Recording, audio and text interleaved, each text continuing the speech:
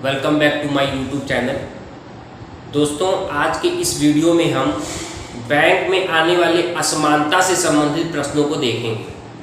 असमानता वह टॉपिक है जो बैंक के पेपर में 5 से 6 नंबर का आता ही आता है और काफ़ी गलत होने के इसमें चांस होते हैं।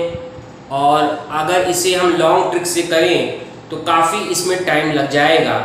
अगर इसका हमें शॉर्ट ट्रिक पता है तो हम बहुत ही कुछ ही सेकंडों में इसका आंसर निकाल करके टाइम की बचत को करके अपने बैंक के पेपर को निकाल सकते हैं।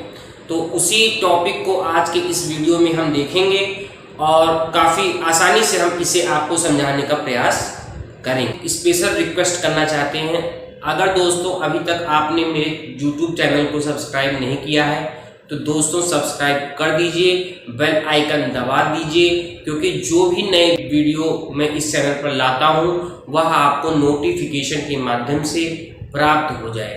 चलिए अब हम इस वीडियो को शुरू करते हैं। दोस्तों, जो ये असमानता टॉपिक है इसमें x से संबंध हमें y का निकालना होता है और दो समीकरण दिए होते हैं और उन दोनों समीकरणों के माध्यम से हमें x और y के बीच में संबंध बताना होता है। तो आप देख रहे हैं कि बोर्ड पे दो प्रश्न लिखे हुए हैं और दोनों प्रश्नों में हमें x और y के मध्य में संबंध को बताना है। तो ठीक है, चलिए फिर शुरू करते हैं। देखिए दोस्तों, पहला जो प्रश्न है इसमें देखिए x² + 13x + 42 = 0 है। दूसरा, ये पहले ही प्रश्न का पार्ट है, ये पहला इक्वेशन है, समीकरण है और ये दूसरा समीकरण है। दूसरा समीकरण दोस्तों क्या लिखा है, y² + 16y + 63 = 0। ठीक है दोस्तों, देखिए यहां पर हमें क्या निकालना होता है कि जब हम 42 को x से मल्टीप्लाई करते हैं तो हमें जो प्राप्त होता है उसे जोड़ने या घटाने पर हमें मिडिल वाली संख्या प्राप्त होनी चाहिए। यही इसका कॉन्सेप्ट है, वही चीज इसमें भी करना होता है। लेकिन अगर हम इसको तय समय से ज्यादा अगर इसमें हम समय ले लिए तो काफी समय भी जाता है और ये बहुत आसानी से गलत भी हो जाता है। इसलिए बता रहे हैं कि इसका कॉन्सेप्ट समझिए। जैसे यहाँ पर हमने इसको पहले यहाँ 42 से हम पहले वाला को मल्टीप्लाई पूरा करेंगे तो हमें क्या मिलेगा, 42x² मिलेगा।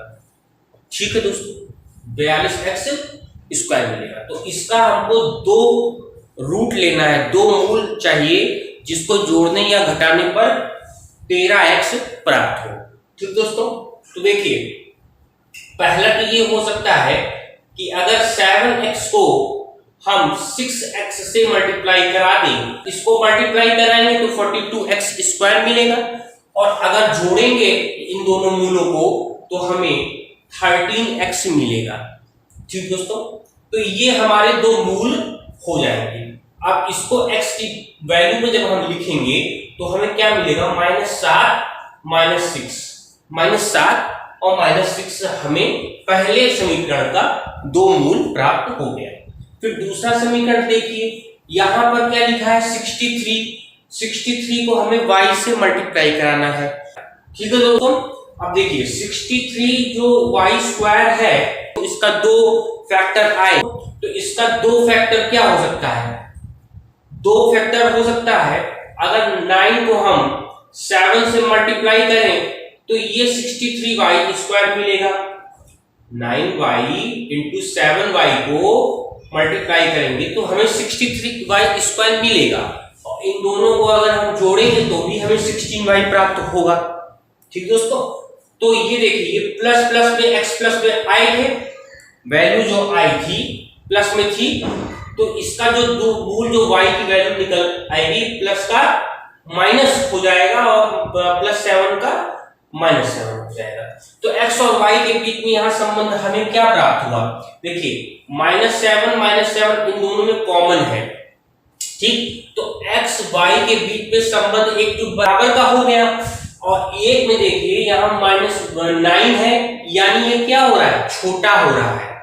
ये छोटा है और ये क्या है, बड़ा है। देखिए x क्या है, बड़ा है, ठीक, तो ये संबंध हमें मिल गया पहले प्रश्न का, और हमें ये मालूम चल गया, हमने इसको लगा दिया। अगर हमें ये कॉन्सेप्ट पता है तो हम बहुत आसानी से पेपर में क्वेश्चन को कर लेंगे। ठीक दोस्तों, दूसरा प्रश्न देखिए इसमें 20 को हमें x स्क्वायर से क्या करना है, मल्टीप्लाई कराना है, और इसके जो दो फैक्टर आएंगे उसे जोड़ने या घटाने पर हमें 9x क्या हो, प्राप्त हो। ठीक, देखिए यहां देखिए 20x स्क्वायर हमें मिला, इसका दो फैक्टर क्या होगा, देखिए 5x को 4x से हम गुणा करा दें तो हमें 20x स्क्वायर मिलेगा, और इन दोनों को जोड़ दें तो भी हमें 9x मिलेगा। तो इसकी जो x की जो मान आएंगे, जैसे प्लस प्लस में था तो -5 और -4, इसके दो मूल निकल गए, किसके, x के। ठीक, दूसरा देखिए 12y स्क्वायर मिला, इसका दो हमको फैक्टर चाहिए जिसको जोड़ने या घटाने पे 7y प्राप्त हो। ठीक दोस्तों, अब देखिए इसका जो फैक्टर होगा 4 और 3y, ये प्लस में है। ठीक, इसके जो मान होंगे -4 और -3 होंगे। ठीक दोस्तों, यहाँ पे देखिए जो x का एक मान -4 है, y का मान -4 है, ये दोनों क्या है, बराबर है। तो x और y में पहले तो संबंध ये हुआ कि बराबर का भी है, और यहाँ देखिए -3 और ये क्या हो रहा है, ये y इसमें क्या है, बड़ा है, और x क्या है, छोटा है, तो ये मान, ये संबंध मिल गया। ठीक दोस्तों, इसी प्रकार से हम क्वेश्चनों को बहुत आसानी तरीके से बैंक के पेपर में सॉल्व कर लेते हैं, अगर हमें कॉन्सेप्ट पता है तो। अगर हमें कॉन्सेप्ट नहीं पता होता तो हम काफी समय भी इसमें ले लेते हैं, काफी क्लासिकल मेथड से करने का प्रयास करते हैं, और उसमें काफी समय लगता है, और मेरा क्वेश्चन भी, हम लोगों का क्वेश्चन भी काफी गलत हो जाता है, ताकि जिससे हमारा मेरिट लिस्ट में नाम नहीं आता है। तो ये जो बैंक का पेपर होता है, इसमें समय का बहुत मूल्य है, और समय के मूल्य को देखते हुए हमें ट्रिक का कॉन्सेप्ट आना चाहिए। आज की इस वीडियो में इतना ही।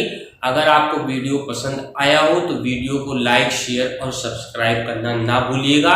जय हिंद, वंदे मातरम।